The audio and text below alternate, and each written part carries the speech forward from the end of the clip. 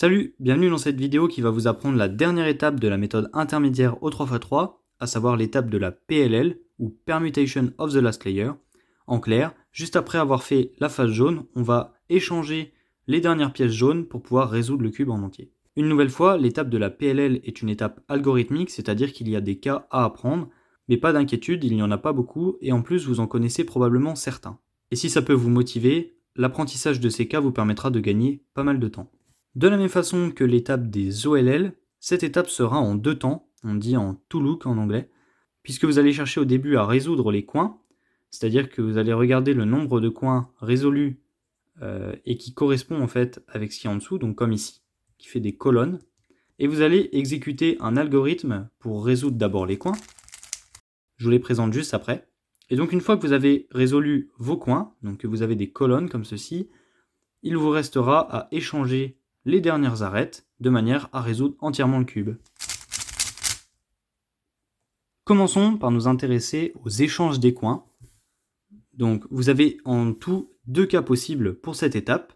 Je vais commencer par le premier, on va mettre celui-ci de côté pour l'instant. Et donc pour ce premier cas où vous avez deux coins qui sont déjà bien placés côte à côte, et donc là où vous avez deux coins à échanger qui sont également côte à côte, donc ces deux coins-là sont à échanger, il y a deux cas que je peux vous proposer, donc vous serez libre de choisir l'algorithme que vous préférez. Il y a ce premier cas qui correspond à la PLLT. Pour ceux que ça intéresse, en fait, ce cas, il échange les deux coins, mais il échange aussi deux arêtes comme ça en diagonale. C'est pour ça qu'on l'appelle l'algorithme de la PLLT, parce qu'en fait, on peut tracer un T comme ça avec l'échange des pièces. Et donc ce cas, ici, nous intéresse pour l'échange des coins, et il se résout en faisant R, U, R', U', R', F, R2, U', R', U', R, U, R', F'. Si je vous le remonte avec les finger tricks, ça donne R, U, ici avec l'index à l'arrière, R', U', toujours avec l'index à gauche, R' avec la main droite, F avec l'index droit, R2 avec la main droite, U' avec l'index gauche, R' avec la main droite, U' encore avec l'index gauche, R, U avec l'index gauche, R', F'. Je vous montre maintenant le deuxième cas où vous avez deux coins résolus comme ça, et les deux coins à échanger comme ça sur la droite. Et cette fois, cet algorithme s'appelle la PLLJ. Donc on peut tracer un J comme ça avec l'échange des pièces. En fait, on a deux blocs ici et deux blocs ici, les deux coins là échangés, et les deux arêtes qui s'échangent entre elles. L'algorithme de celui-ci, c'est R, U, R', F', R, U, R', U', R', F, R2, U', R', U'. Si je vous le refais avec les finger tricks, ça donne R, U avec l'index à l'arrière à gauche, R', F' avec le pouce à droite, R, U, R', U' en tirant avec l'index à gauche, R', F avec l'index à droite, R2 avec la main droite, U' avec l'index à gauche, R', U'. Maintenant, voyons le deuxième cas des coins. Donc, cette fois, on a un coin résolu ici, et le coin bien résolu n'est pas à côté, il est ici. En clair, les deux coins résolus sont ici et ici. Donc les deux coins échangés sont en diagonale, comme ceci. Donc ici, il s'agit de la PLL qu'on appelle Y, puisque ce coin, s'échange avec celui-ci, et les deux arêtes-là sont échangées ensemble. On peut tracer une sorte de Y ici. Pour rappel, les coins qu'on échange sont là, et l'algorithme c'est F, R, U', R', U', R, U, R', F', R, U, R', U', R', F, R, F'. Si je vous détaille les finger tricks, ça donne F, comme ceci avec l'index droit, R, U' avec l'index gauche, R', U', toujours avec l'index gauche, R, U avec l'index droit, R', F' avec l'index gauche, R, U avec l'index droit, R', U', R', F avec l'index droit, R, F' avec l'index gauche. Dans les cas précédents, j'avais provoqué les cas, donc j'arrive avec un état résolu.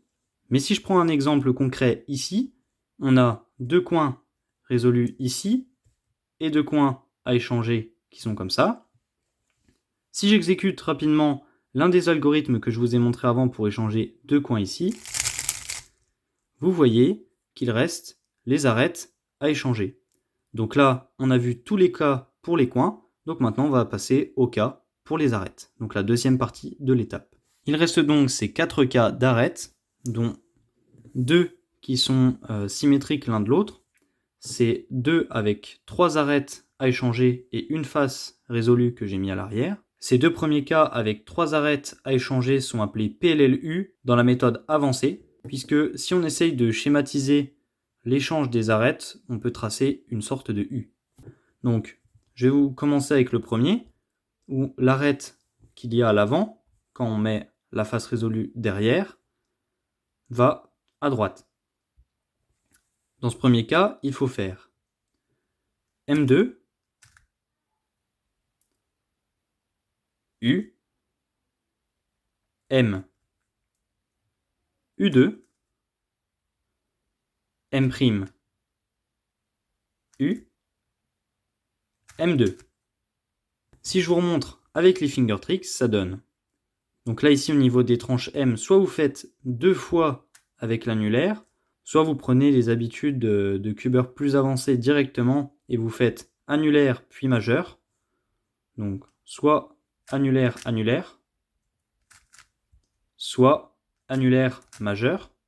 Ensuite, U, vous pouvez le faire avec l'index ici. Puis ensuite, M, je le pousse avec le majeur ici, comme ça. Ensuite, U2. Ensuite, avec mon majeur qui est resté ici, je peux faire M'.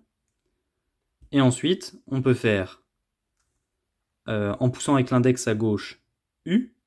Et ensuite, M2, donc comme tout à l'heure, soit avec seulement l'annulaire, soit avec les deux doigts en même temps.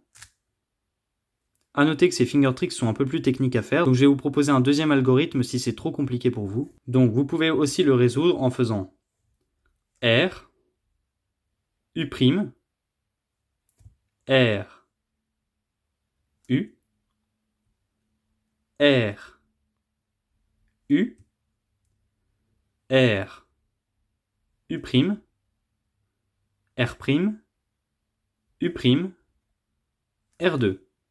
Avec les finger tricks détaillés, ça donne R, U' avec l'index à gauche, R, U avec l'index à droite.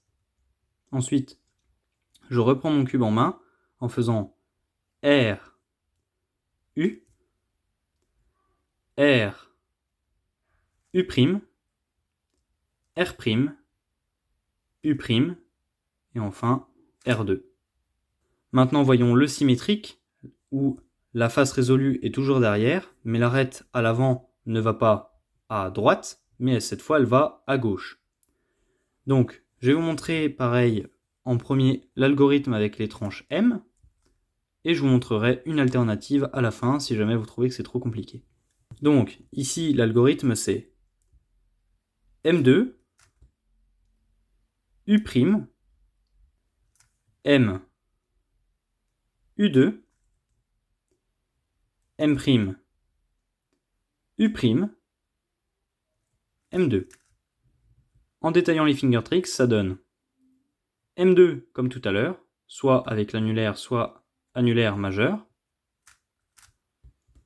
Ensuite, U' avec l'index à gauche. Ensuite, M avec le majeur ici qui appuie à l'arrière.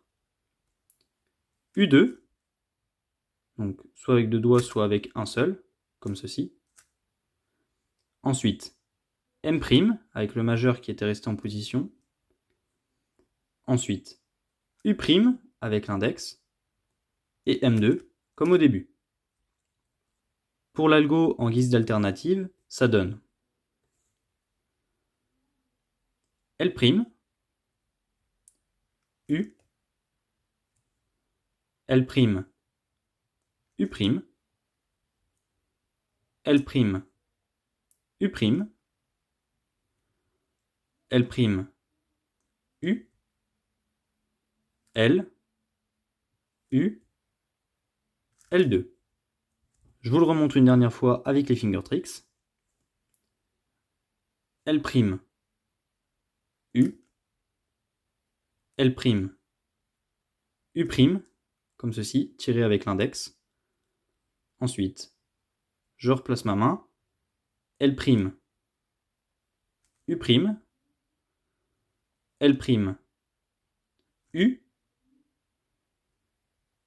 L, U, avec l'index, et ensuite L2. Donc ça, c'était pour les cas avec 3 arêtes à échanger. Et maintenant, il reste 2 cas avec 4 arêtes à échanger. On va commencer avec le premier, où on peut reconnaître facilement le cas, puisque on a des arêtes de couleur opposée sur chaque face. C'est-à-dire que là, la face est majoritairement bleue, et l'arête est verte. Donc le vert, pour rappel, c'est la couleur qui va en face. En clair, les arêtes s'échangent comme ça entre elles. Cette PLL dans la méthode avancée s'appelle la PLL-H, et elle s'exécute en faisant M2, U', M2, U2,